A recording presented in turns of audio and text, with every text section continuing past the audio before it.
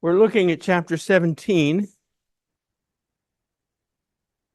and I want to begin, if you have the pink sheet with you, it's actually question 7.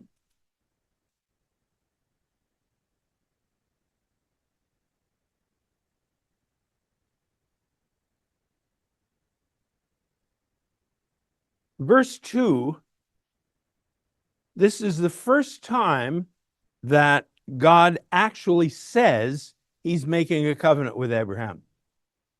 He acted one out in chapter 15 with the divided animals after the promise of great nations. So his wording here in verses 3 through 8 is much longer, and it is a statement of his covenant. So I ask you, what are your impressions as you read those verses? As for me, this is my covenant with you. You will be the father of many nations. No longer will you be called Abram. Your name will be Abraham, for I've made you father of many nations. Avraham is father of crowds. I'll make you very fruitful. I'll make nations of you. Kings will come from you. I'll establish my covenant as an everlasting covenant between me and you and your descendants after you for the generations to come, to be your God and the God of your descendants after you. The whole land of Canaan, where you now reside as a foreigner, I'll give you as an everlasting possession to you and your descendants after you, and I'll be their God. So what are your impressions from those words from God, particularly in relation to what he has said before?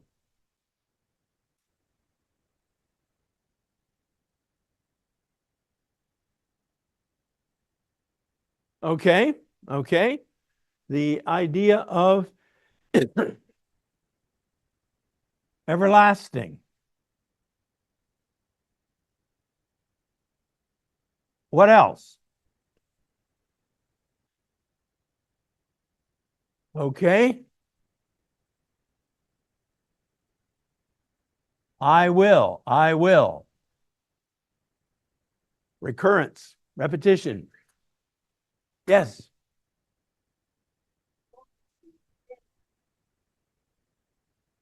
Quantity.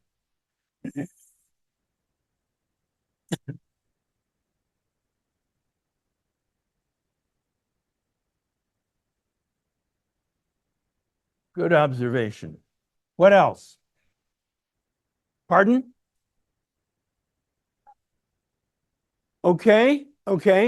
He has made promises before, but this is a reiteration of that.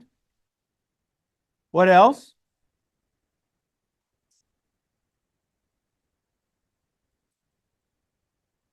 Okay, many nations.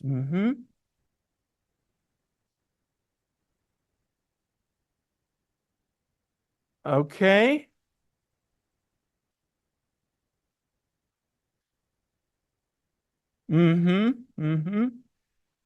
At least maybe we can say transition.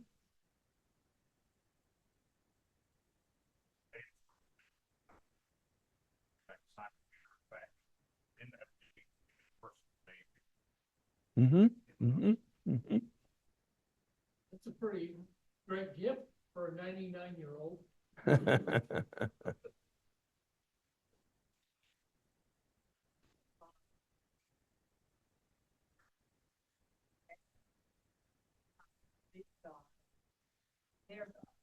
Yes. In one sense, all of these are an expansion of what he has said before. But this is new.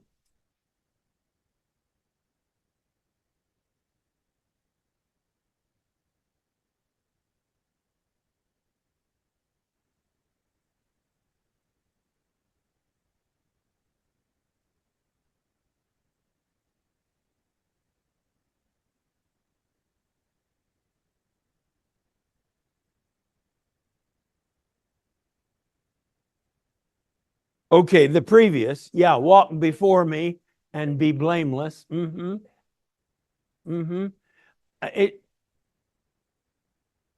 It's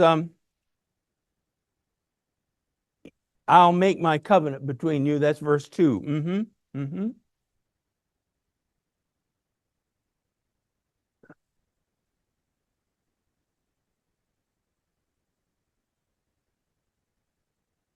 Contingent on walking.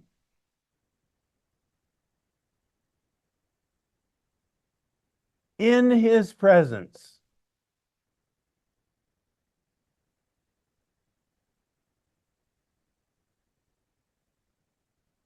So as Carol said, the element of relationship is special here.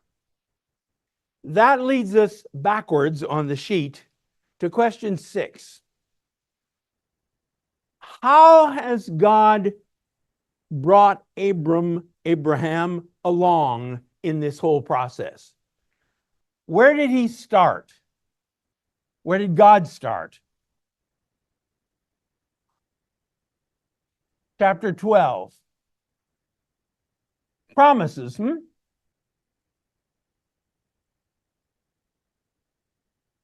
And all that Abraham has to do to get them is go. All right? So all God has done here is to say, if you'll leave your people, if you'll leave your family, if you'll leave your support system. And my son Peter is his church in Georgia.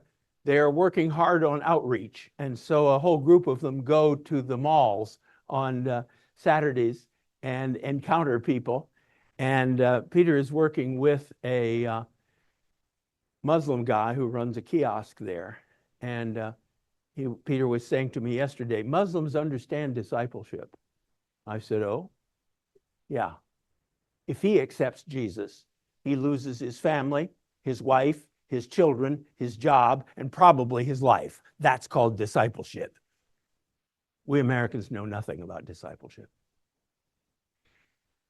But there it is. Okay. You want to accept my promises? Go. What comes next? Chapter 15. What does God do here? He promises a son and does what? Not merely a son, but stars, sand. Expanded promises.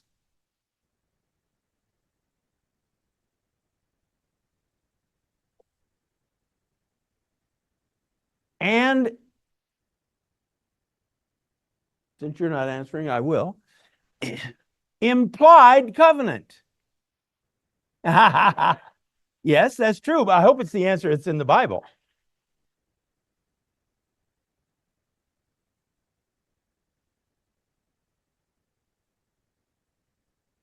And what does Abram have to do? Believe.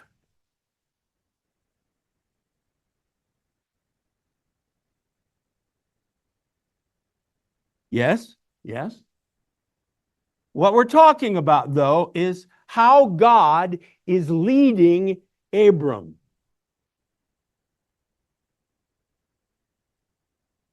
Gently and patiently and slowly. 13 years. By this point, 23 years. Come on, God, get with it. You want to make promises to me? Let's have them. I'm getting older every day. Shell out. That's called slot machine religion. I put in my religious behavior and pull the handle. And all I get are lemons.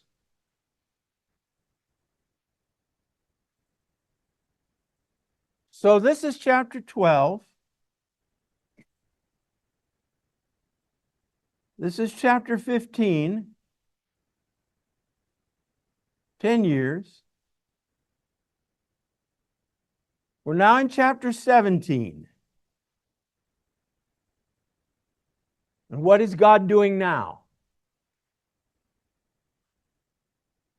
Yes, and further expansion of the promises.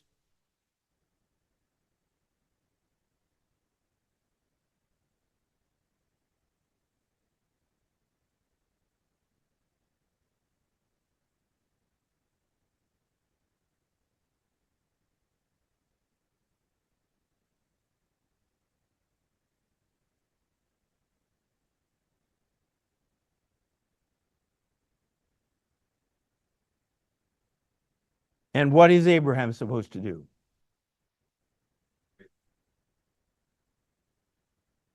Accept it.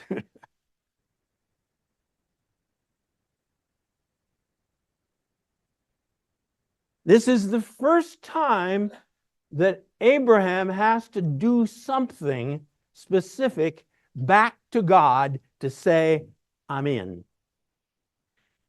He hasn't been in up to now. God, you want to do these things? Go ahead. It's okay with me. No price to me, no cost to me, no public commitment to me. But now,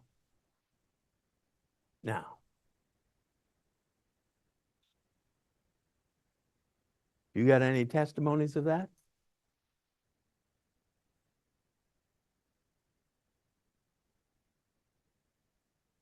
Slowly, slowly, slowly. God has all the time in the world. And also, he's locking Abraham in. Step by step by step. Bringing him to the point where this acceptance, absolutely, why wouldn't I? That's our God. That's our God. Okay, now let's get to the sensitive part.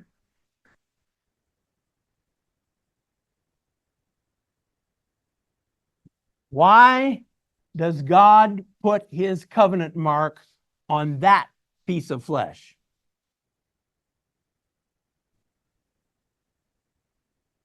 You know, God says, Abram, would you like to accept my covenant? Yes, sir. Good. I'd like to put my mark on your body. Oh, fine. Here? No. Here? No.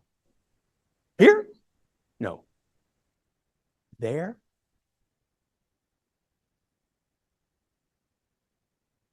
Why? Why there? Most prized possession. Okay. Okay.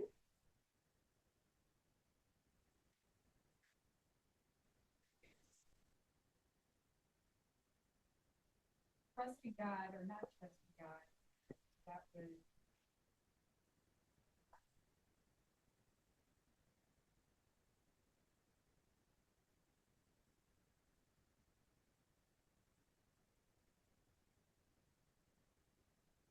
I can do it. I can keep your promises for you. I can save the world.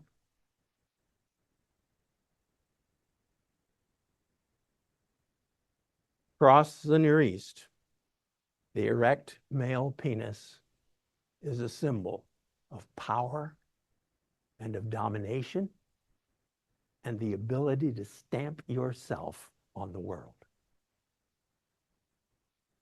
God says, may I have that, please?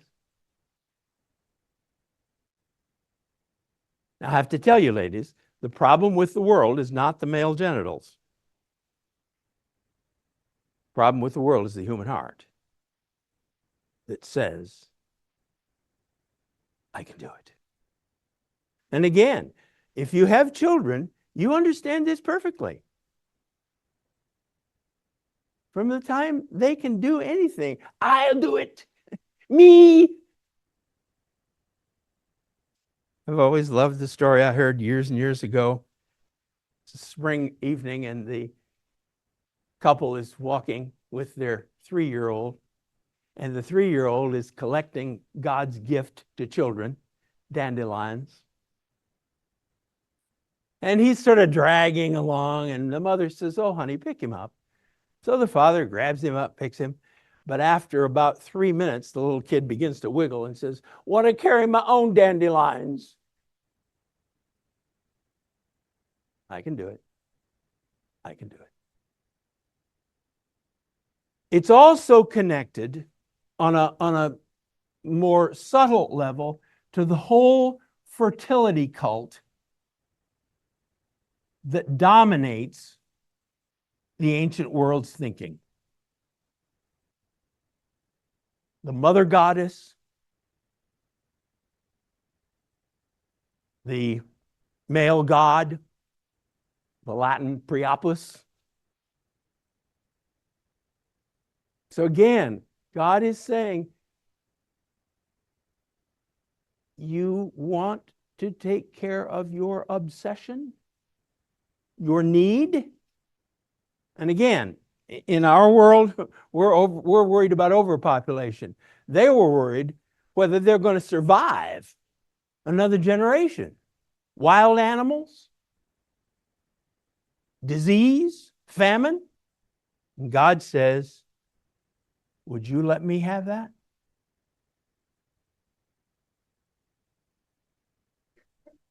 Yes. God made the promise. So Abraham took the instrument that was going to help fulfill the promise and had a child. And then God needed his mark on that very same instrument to fulfill his promise. Yes. Absolutely. Absolutely. Abram took the instrument and fulfilled God's promise and produced a child. God takes that same instrument, marks it, and uses it to produce his child. Yes. Yes. Yes.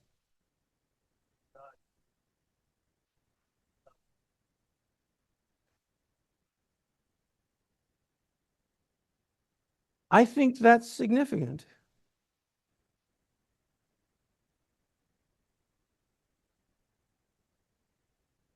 I belong to God, and God knows it, and I know it. Now, of course, it was a very public culture. People knew. And I debated whether to talk about this because it gets complicated, but I will. In Exodus chapter 4, Moses is on his way to Egypt to deliver the people. And God tries to kill him. Why? Because his son was not circumcised. Now, they had clearly talked about this, Moses and Zipporah, because the instant Moses gets deathly ill, she gets the knife out and circumcises the child. She knew what the issue was. Well, why would God do that? Because the first time that little kid went swimming, all those Hebrew slaves would say, Moses wants us to risk our lives for the covenant of our fathers, and he wouldn't even circumcise his own kid. God says, you better be dead than try to go and deliver my people that way. Ooh. So again, they would know. So, but your point is still well taken. It is a secret between me and God. Yes. The Egyptians, again, this gets pretty delicate. The Egyptians slit the foreskin. The Philistines did not. And that's one of the big things David says. Are we going to let this uncircumcised Philistine mock the armies of the living God? The Mesopotamians also did a form of circumcision. So it's not an unknown thing. And again, that is so God. He uses stuff that is not totally unfamiliar, but uses it with a different significance. And that's the way he works. So here it is. Here it is.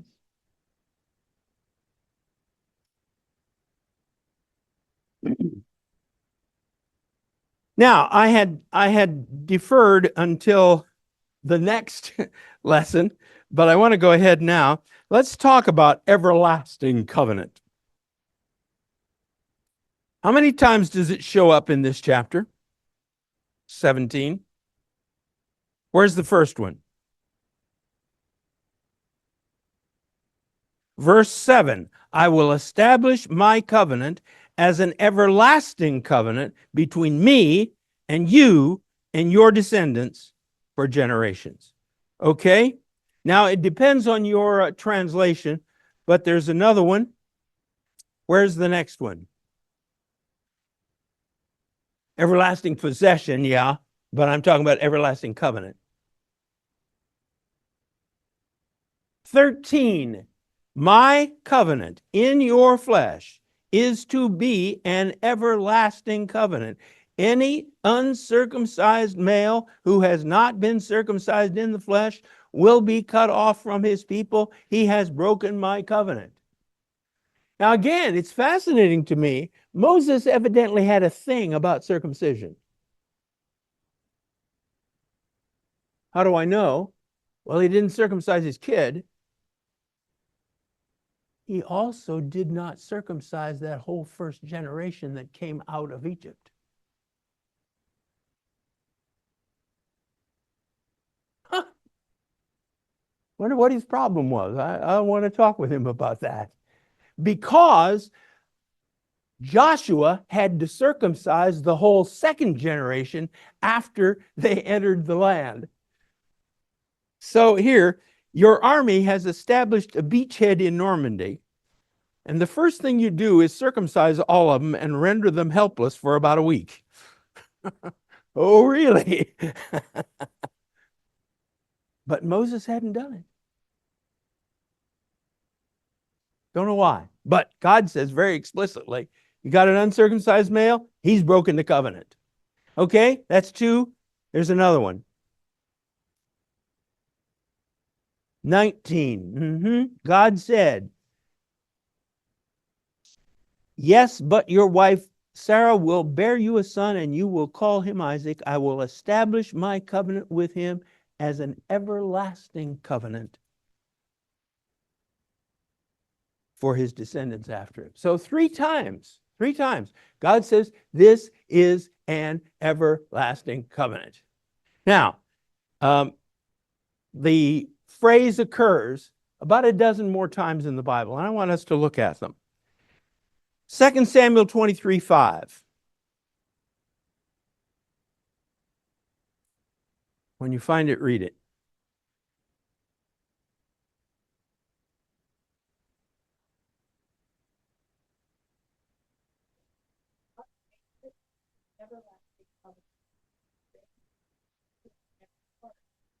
Surely he would not bring to fruition my salvation and grant me every desire.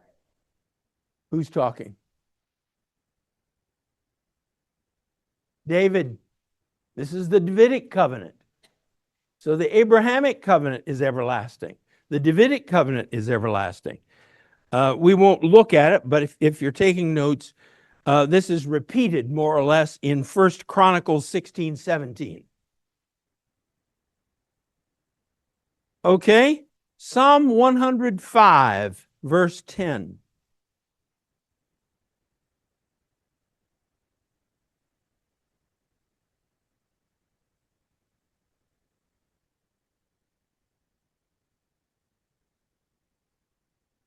And if you pick up before that, verse 8, he remembers his covenant forever, the promise he made for 1,000 generations, the covenant he made with Abraham, the oath he swore to Isaac. He confirmed it to Jacob as a decree, to Israel as an everlasting covenant. To you I will give the land of Canaan and the portion you will inherit. Okay? Isaiah 24:5.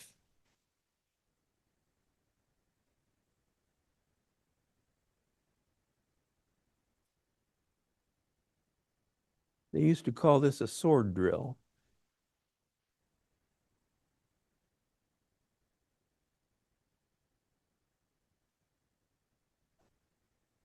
Yes. Now, what covenant is this? This is the covenant with humanity. God has given us the earth, and we have violated it. Wow. Wow. Isaiah 55:3.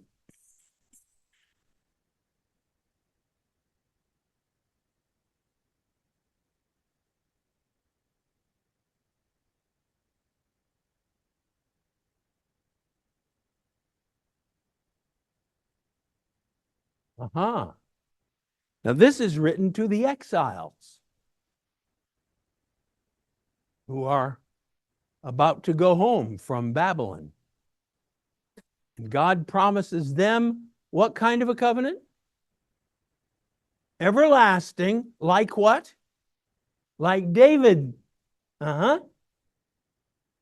Interesting. I made an everlasting covenant with David, and now I'm extending that to you. Okay? One more in Isaiah 61:8.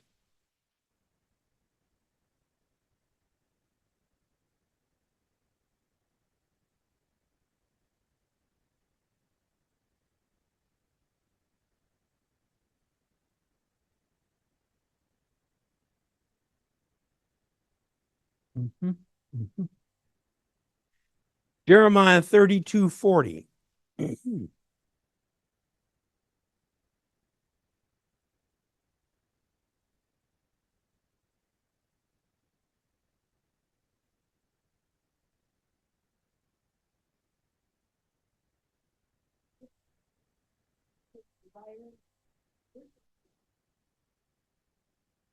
Yes. Yes. Never leave me.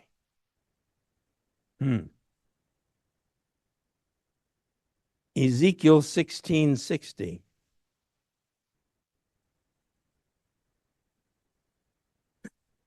This is a really grim chapter. It's long, 60 verses, and it is a story of the way the people have, when God found them as a little girl baby thrown on the trash heap. Unfortunately, girls were not as an important an asset as a son. Got too many girls already. God found her that way, reared her, and eventually married her. And she ran off with other lovers. This is the end of that chapter. Ezekiel 16:60.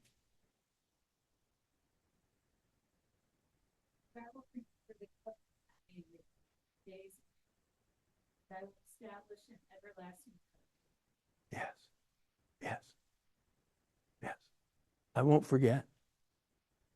I won't forget what I promised you when you were my new bride. And then 37:26. This is a much brighter chapter. This is the dry bones chapter. 37:26.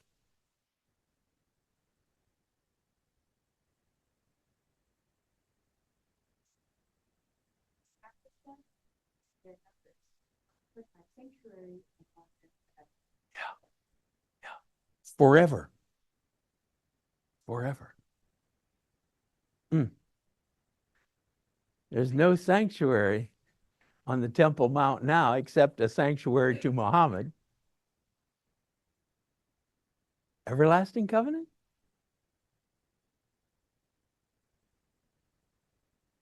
Yeah, everlasting covenant.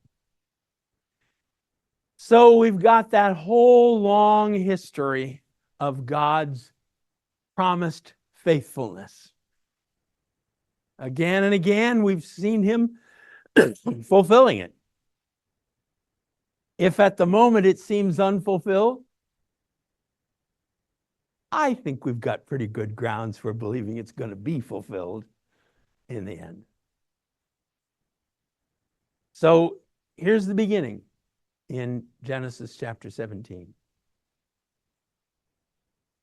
Walk before me and be blameless, be perfect, and I will be your God, and you will be my people. In a real sense, that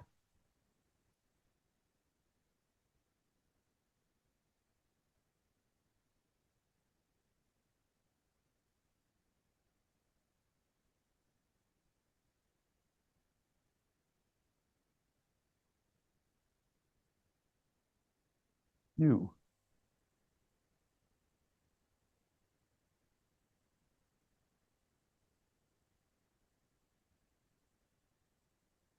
In a real sense, that is what the Bible is about. That we take him to be ours, and he takes us to be his. I am my beloved, beloved's, and my beloved is mine.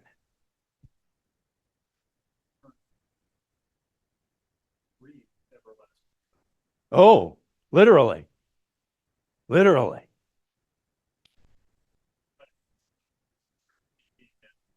We are the people, and it's going to happen. Yep. Yep. And if they had their way, they would take tanks onto the Temple Mount right now and tear down the Dome of the Rock. And the other Israelis are afraid they will. So it's the Israeli police who guard the Temple Mount and the Orthodox are sworn enemies. It's a tough situation. Okay. Anything more you'd like to talk about on everlasting covenant?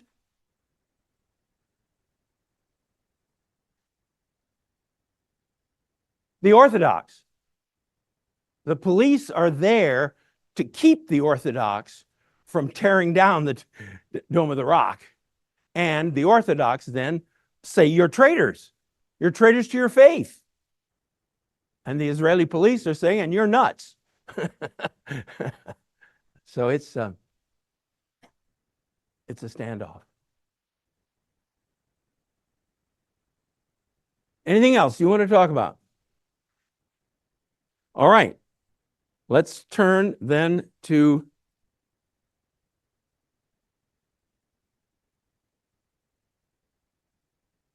verse 25.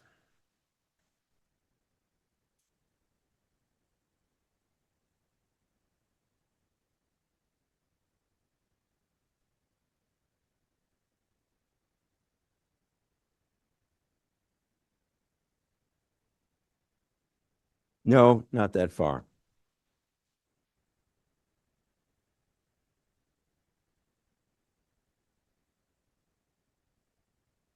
Verse 15, we get the name change for Sarah now.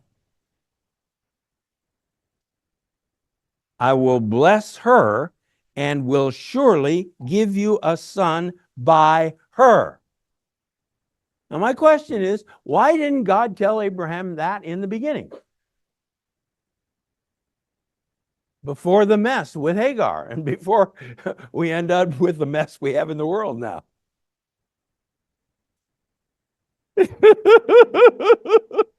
Sounds like a mother talking there. And a wife. Moving right along.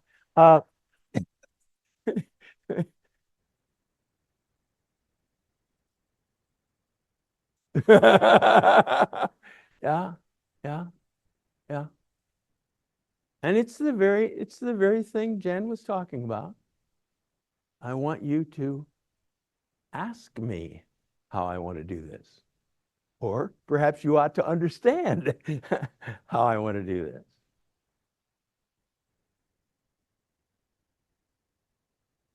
Yes, and testing his patience. God hasn't told me how he wants to do this. I better wait. No. We're told in chapter 25 that he had three others. But they're not the first wife. And it's the first wife through whom the heir comes. Yeah, yeah. And again, I look at the story of my own life. Perhaps you can look at yours. And okay, I know what God wants to do, so let's get at it. Well, maybe you don't know what God wants to do. You know what God plans to do, what his long-term goal is, but how's he going to do that?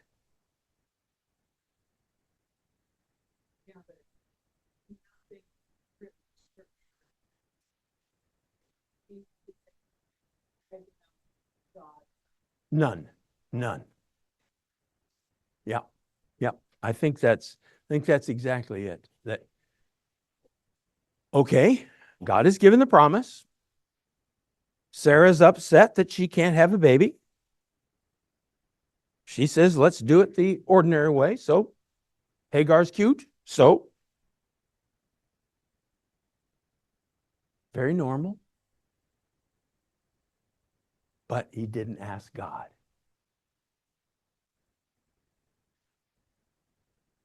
So, verse 17, one of my favorites in the Bible. Abraham fell face down, not in worship. He laughed and said to himself, will a son be born to a man 100 years old? Will Sarah bear a child at the age 90? God, that's the funniest thing I've ever heard. And what does that tell us about Abraham and about the Bible? He was very human, and God doesn't try to wipe that out. Well, that wouldn't be appropriate to have in the Bible, so no, Moses, don't say that. He was very human. What else does it say about the Bible? It's honest. It's not whitewashing anybody.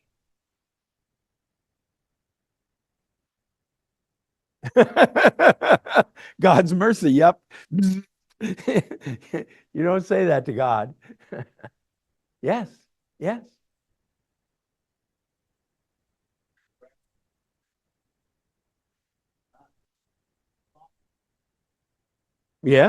Yes. A direct experience with God does not mean that faith will necessarily follow.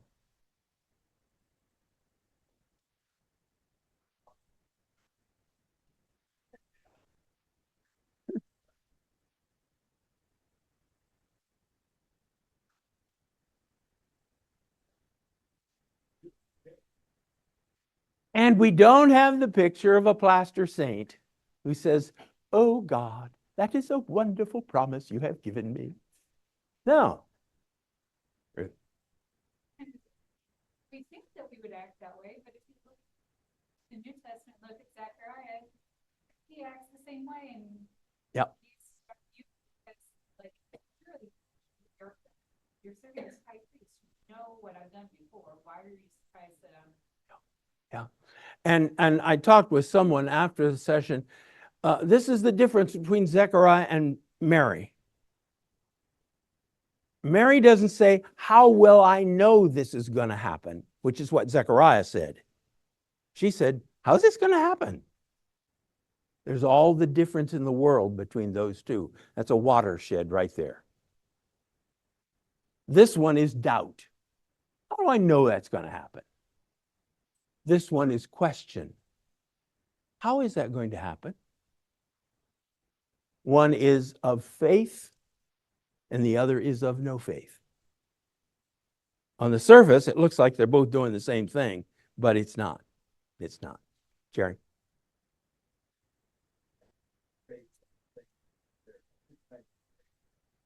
General faith, I believe in God.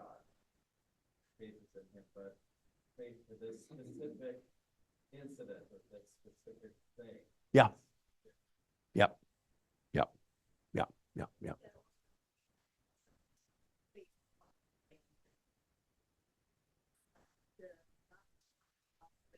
Mm-hmm. Mm-hmm. Mm-hmm. Mm-hmm. Mm-hmm. Yes. Yes. Yes.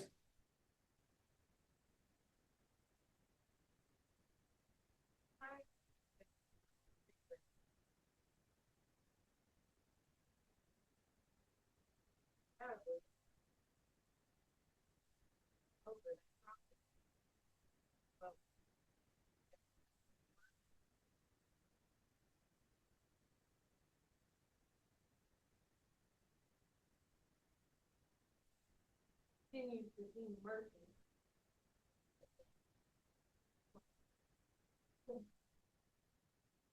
Continue to pray and believe. There really is nothing else to do but to continue to pray and believe. And 23 years is a long time. 24, actually, till the child showed up. Yeah. Way off the subject. 10 chapters prior, you got Noah and, his predecessors having children way into their late hundreds. And, I think it's 400 or 500 years later, all of a sudden, they're not expecting to be able to do that. So After the flood, there was a dramatic drop in ages. And there's all kinds of interesting possibilities there. One that I kind of like is there had been no rain before. That there was a solid cloud enveloping the earth, which provided moisture, and that cloud collapsed. Dropped the UV rays. Yeah. And in the flood, that cloud collapsed. And so that's a guess, though. That's a funny guess. But anyway,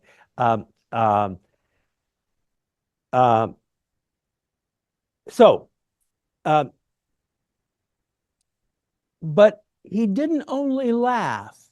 Look at verse 18.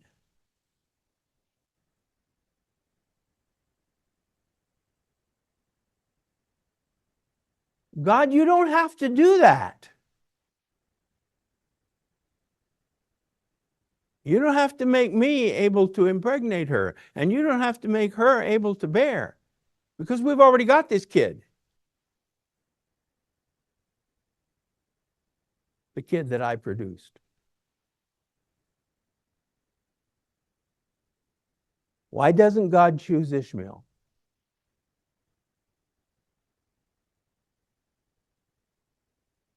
Not the son of the promise.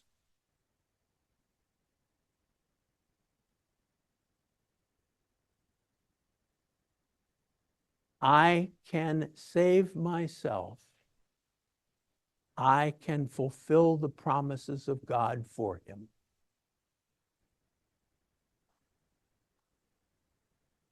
Yeah? Yeah. I don't know that Sarah was Jewish either, though, but yes,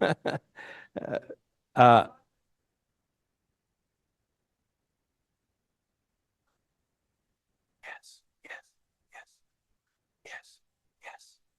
And as critical to the fulfillment of the promise. Yes. That's a great point.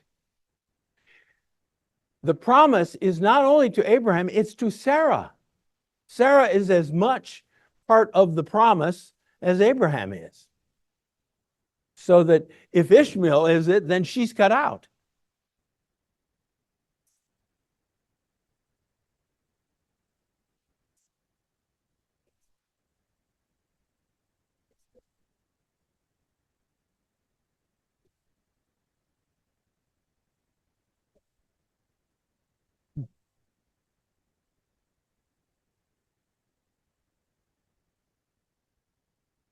Yeah.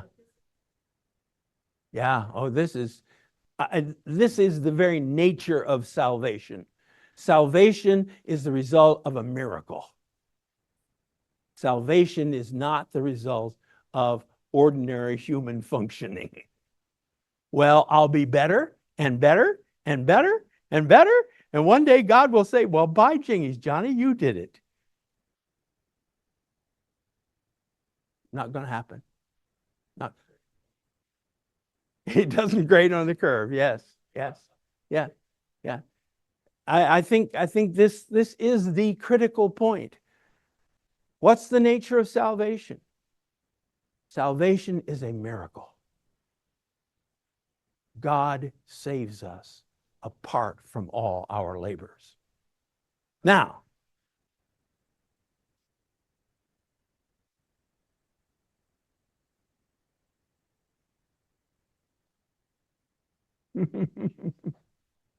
yeah, yeah, yeah. It's a miracle. It's a miracle. Okay. Yes, but your wife Sarah will bear you a son, and you will call him Isaac. Isaac means he laughs. What's the significance of that?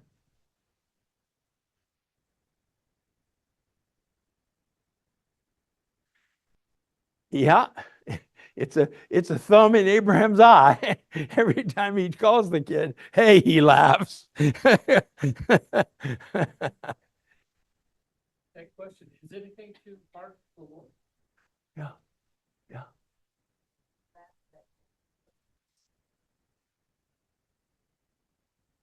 Yes, maybe it's God who laughs at Abraham trying to keep the promise for himself. Why else might God laugh? Joy. This little kid is the hope of the world. Yes, yes. I think it's got a double prong. It reminds Abraham, but it also is, we're on the way. We're on the way. How much the testimony of how Isaac came to be, that anyone who hears the story, you had him when you were how old? And he was how old? You had him when you were how old? You had him when Sarah was how old? Yes, yes. I will establish my covenant with him as an everlasting covenant for his descendants after him. But now look at verse 20.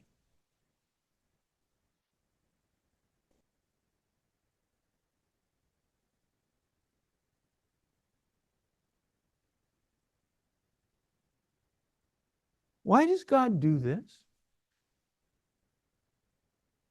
I mean, Ishmael is the result of unfaith. Pardon? Okay, he requested that Ishmael be blessed. Mm-hmm.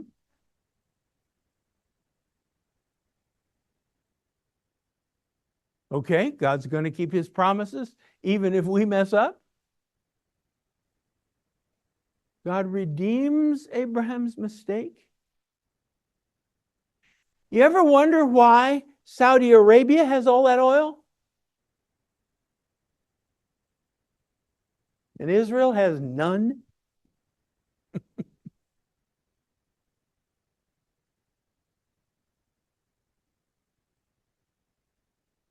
God is a beneficent God. Well, Abraham, you blew it, and I'm going to curse that kid for the rest of his life. No. I will surely bless him. I'll make him fruitful and will greatly increase his numbers. He'll be the father of 12 rulers, and I'll make him into a great nation. Yeah. Yeah. But my covenant I will establish with Isaac, whom Sarah will bear to you by this time next year. And when he finished speaking with Abraham, God went up from him.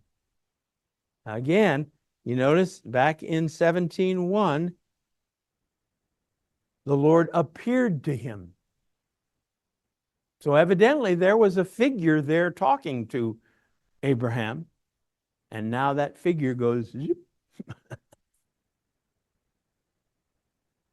There's so many of these instant replays I want to see when I get to heaven. I think maybe when that happened, if Abraham had gotten up from falling down laughing, he fell down again.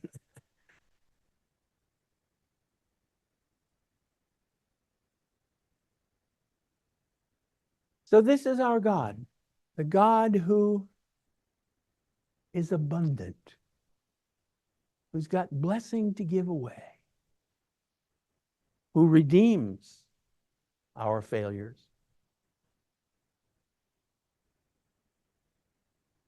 Now look at the last verses. Somebody read verse 23.